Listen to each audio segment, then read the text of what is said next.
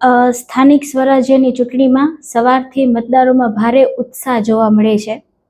મેં મારા માવિત્રે ગામ નાંગલપુરમાં જઈને હું મારી મતદાનની આજેની જે પર્વ છે એના માટે હું પોતે પણ ત્યાં મારી ફરજ અદા કરી છે. લોકશાહીના આ પર્વમાં જાગૃત થઈ વધુથી વધુ લોકો મતદાનમાં જોડાવવું જોઈએ, વધુથી વધુ મતદાન કરી અને પોતાની ફરજ અદા કરવી જોઈએ. રામપર વેકરાનો જે માહોલ છે એ આટલી કાળઝાળ ગરમીની અંદર પણ ખૂબ સારું મતદાન થયું છે.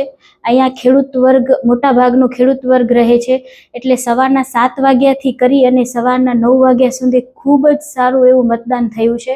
અને 50થી 60% જેટલું મતદાન તો સવારના 7 થી 8ની વચ્ચે જ થઈ ગયું છે.